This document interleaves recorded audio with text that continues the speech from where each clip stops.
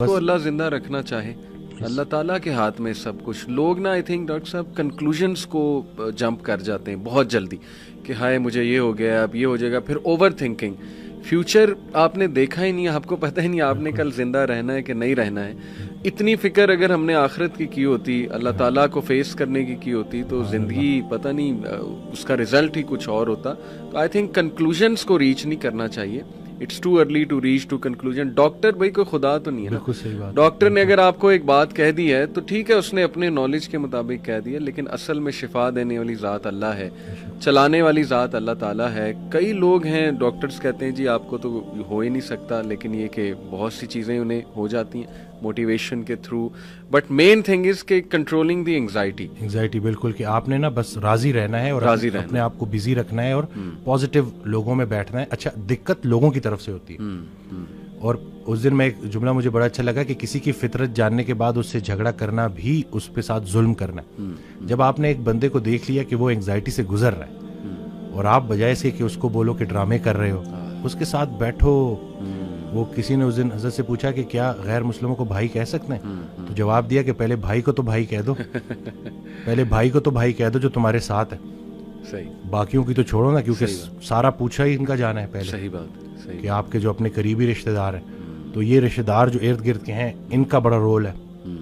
अगर एक बंदा आइसोलेट हो गया है तो तरीके से उसके साथ बैठे और उसको वही फिलहाल सुनाएं जो वो सुनना चाहता है।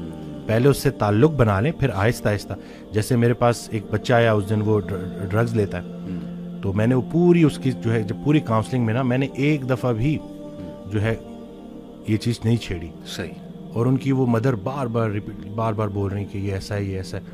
तो खैर मैंने उस बच्चे को बाहर भेजा और मैंने कहा कि मैंने एक दफ़ा इस बच्चे को बोला, मैंने कहा आप क्यों बार बार। सही बात। मैंने कहा वो उससे नफरत ना करें, वो आहिस्ता आहिस्ता छोड़ देगा, फिटनेस की तरफ आएगा, एक्सरसाइज की तरफ आएगा, डाइट की तरफ आएगा, निकल आएगा जी।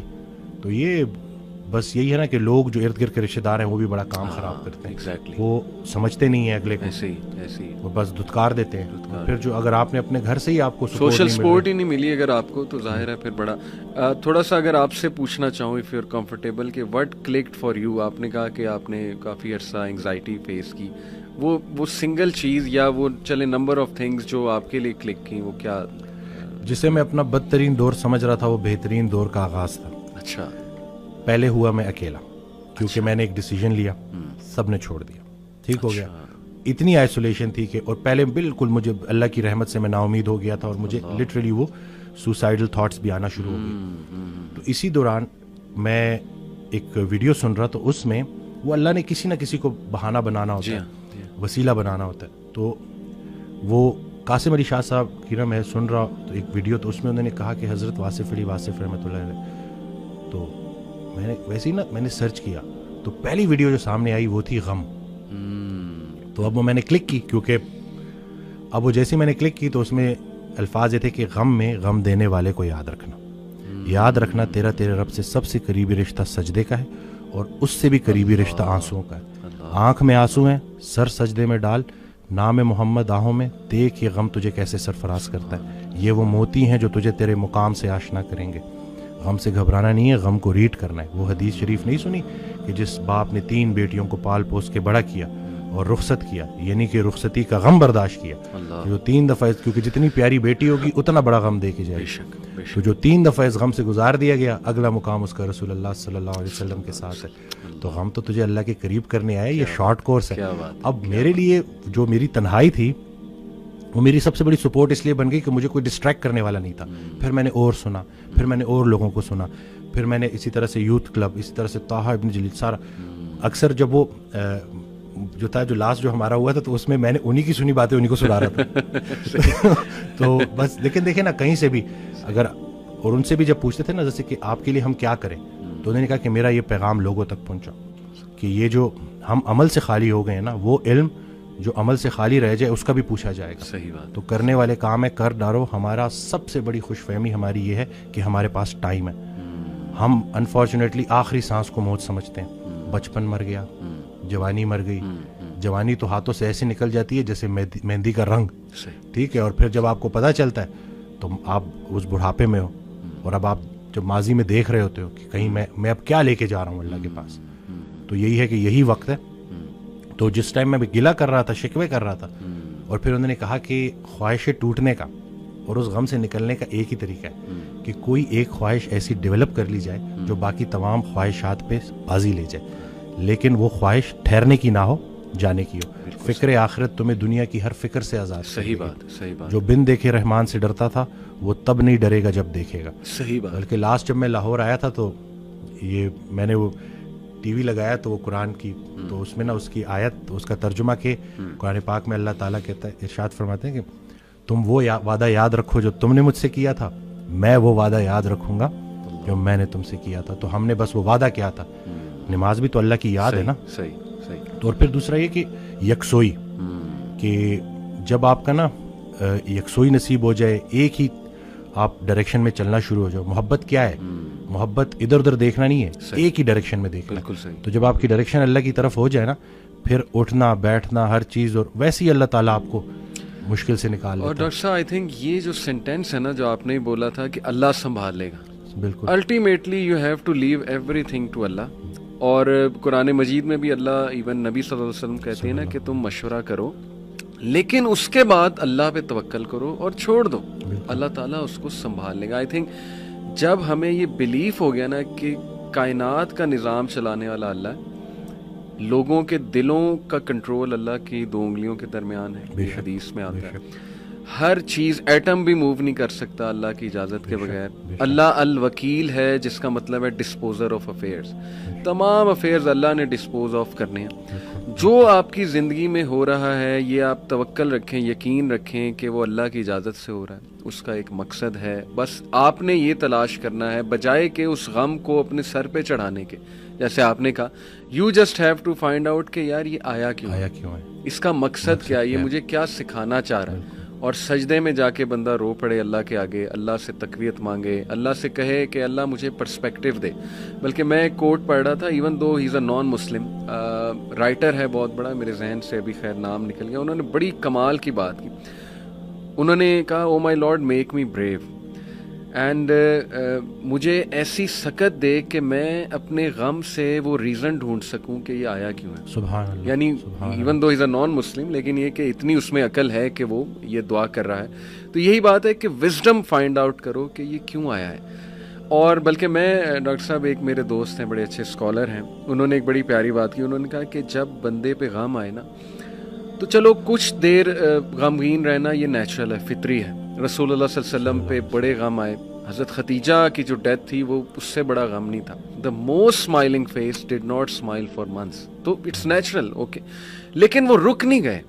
ऐसा नहीं था कि वो आइसोलेशन में चले गए, या ऐसा नहीं था कि सारे काम ठप हो गए। क्योंकि मेरे दोस्त ने कहा कि देखो, जब हम ठप हो जाते हैं ना, ये पैसिव शिकवा है अल्लाह से। इतनी तो हिम्मत नहीं ज़बानी रब से शिकायत करें, लेकिन ये कि हम ठप होके दिखाते हैं कि जी बस मैं तो राज़ी नहीं आपकी रज़ा में। इनडायरेक्टली तो हम यही कह रहे हैं। उन्होंने कहा, जो लोग गम में खड़े हो जाते हैं ना, उनका दिल नहीं कर रहा सुबह उठने का, बिस्तर पे पड़े रहते हैं। आई एम श्योर आप भी ऐसी कंडीशन से गुजरे हैं कि उठने का दिल ही नहीं करता, हिम्मत ही नहीं कि जी, बंदे का दिल करता है मैं सोया रहूं, रियलिटी में आऊं ही ना, मतलब रियलिटी इज सो बैड। लेकिन उस वक्त जो उठ जाता है ना, यकीन करें, जो हिम्मत पकड़ता है, अल्लाह का नाम लेता है, आई थिंक ये अल्लाह को वो ये मैसेज दे रहा है कि अल्लाह मैं राजी हूँ, राजी, बिल्कुल, बस अब आप चलाएं मुझे। और सब्र भी, बल्कि मेरे पास पेशेंट आए तो मैं उनकी ना, मैंने कहा आपने सब्र करना है, तो कहते कर रहा हूँ ना। मैंने कहा कि सब्र तो ऐसे करना है कि दूसरा बंदा अपनी परेशानी भूल जाए। सब्र ऐसे आपने डिफाइन करना है कि दूसरा आपके पास आए और आप, क्योंकि ये यही सब्र है, बिल्कुल ऐसे। अब आपको मैं देख रहा हूँ, आपने अपने आप को चूर चूर कर दिया। और बाकी एक और बात कि अपने आंसुओं को लोगों के सामने रायगा मत करना, क्योंकि इन आंसुओं की खरीदार रहमत परवरदिगार है, तो उनके सामने बहाओ और फिर देखो कि क्या होता है। और बाकी एक क्वेश्चन बहुत सारे लोग ना मुझसे करते हैं एंग्जाइटी से रिलेटेड, कि हमें लगता है कि हमारे बाद हमारे बीवी बच्चों का क्या होगा। तो मैं ये कहता हूँ कि हज़रत कहते हैं ऑडियो में कि जो इंसान ये सोचता है कि उसके मरने के बाद उसकी बीवी बच्चों का क्या होगा, उसका ईमान नामुकम्मल है। उसने पालने वाले की पालने वाली सिफ्त पे ईमान ही नहीं लाया। अल्लाह, जिनके लिए पूरी कायनात बनाई, उनको यतीमी और गरीबी से गुजारा, उनको माँ बाप नहीं दिए, आपको दे दिए। हम शुक्र के मुकाम को गिले में कन्वर्ट कर देते हैं। सेहत भी है, ज़िंदगी भी है, और कब तक है कोई नहीं जानता, और जब तक है वो कोई चेंज नहीं कर सकता, तो फिर अभी क्यों परेशानी लेते हैं? क्या इन बच्चों को हम पाल रहे हैं? सही बात। क्या हम खुद को पाल रहे हैं? क्या हम इस काबिल हैं? बेशक। कद पे हद का पहरा, सेहत पे बीमारी का पहरा, और इतने पहरों में पैदा किया हुआ इंसान चाहता क्या है? आज़ादी। तो ये करके देख ले। सही बात। डॉक्टर साहब, जस्ट टू वाइंड अप, क्योंकि हमारा यूथ के रिलेटेड काम है, तो आपने कल मेरी आपसे बात हो रही थी, आपने एक बड़ी आई ओपनिंग बात की।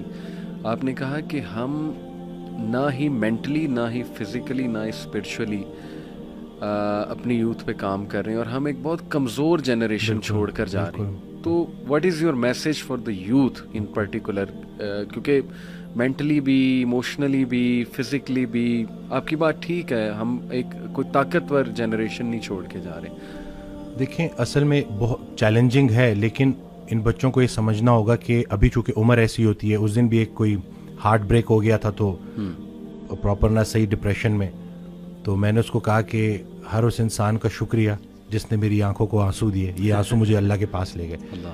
उस इंसान का सबसे बड़ा तोहफा ये जुदाई है जो तुझे अल्लाह के पास लेके जाएगी।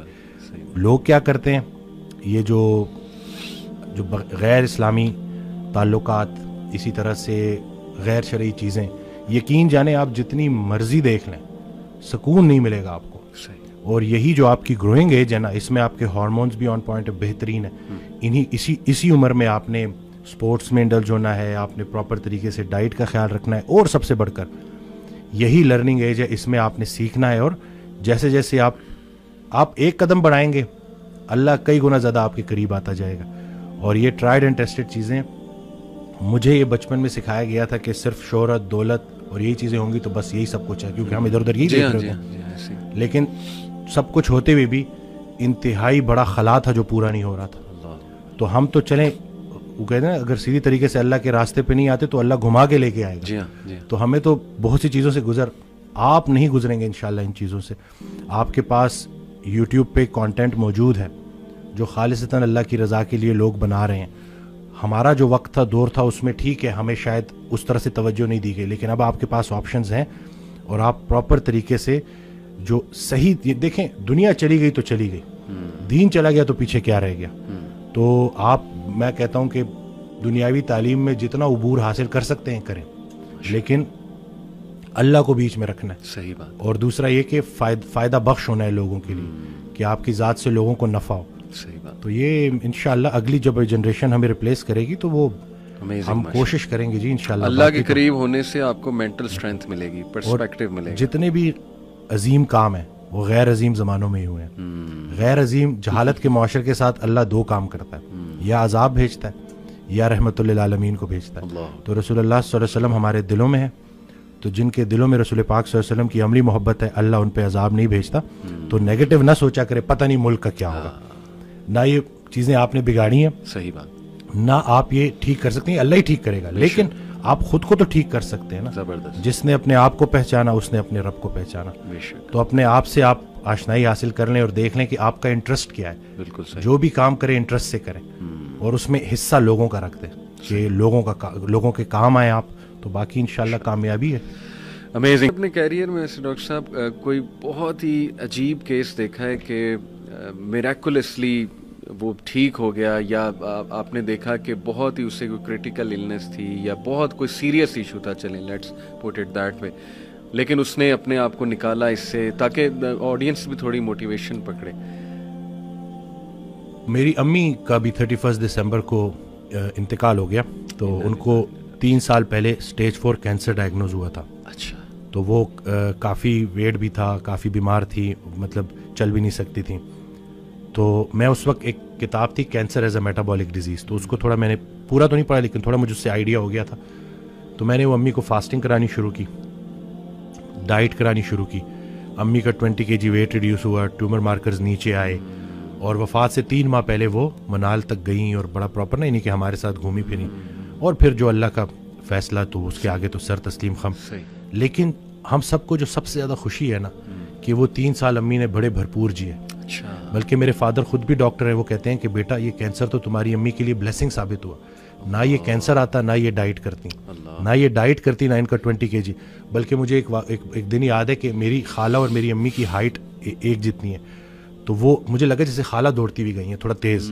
तो फिर जब मैंने अम्मी को देखा तो, लेकिन फिर खैर लास्ट 10 days में अम्मी के साथ ही था, और थोड़ा मैं अम्मी को भी क्योंकि एक ऐसे इंसान का पता चलना चाहिए, क्योंकि दरवेश औरत थी, सबका ख्याल रखना और कुछ मतलब बहुत पॉजिटिव, हर वक्त चेहरे पे स्माइल। तो वफ़ात से एक हफ़्ता पहले वो कहती हैं कि जुम्मे की रात, और फिर आखिरी 3 दिन कहती हैं बेटा जल्दी करो जल्दी करो। और फिर ठीक जुम्मे की रात 1:45 बजे मेरे हाथों में अम्मी, और उसके बाद जब हम उनको दफनाते हैं तो तदफीन होती है, तो हमें पता भी नहीं, और एक शख्स आता है और वो कहता है कि ये हमारा मदरसा था, इस औरत ने हमारे बच्चों की बड़ी खिदमत की।